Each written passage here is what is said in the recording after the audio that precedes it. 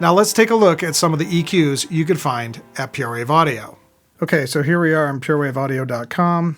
And if you come over to recording, signal processors, we're going to go to equalizers first. Now, when you're in equalizers, your mastering and regular equalizers will be in there because they're all technically equalizers. And so I'm just going to pop this from ascending.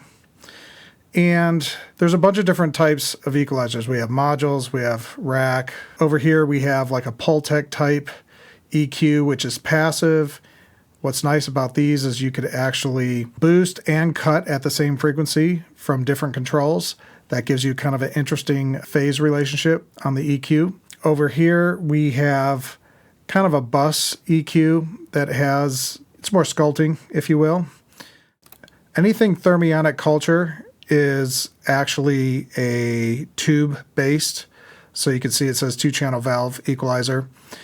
And with these, you can see that there's certain almost detente type knobs. You could only select certain frequencies. That doesn't necessarily mean it's mastering, but usually that's kind of where you're at with that. And if we go back and we look at, let's say, regular EQs, you're not going to see the detents where it could only, it's fully variable. You could move that control anywhere you want to go. Now, what's interesting about this one is this has top shelf, a low boost, and then it has a distortion generator built into it. And these units have been out for 10, 15 years. So right now, the big, huge thing is distortion and harmonic generation and saturation. Thermionic cultures are some of the pioneers in that. So they call it attitude on their product. So here's another version of a passive type EQ.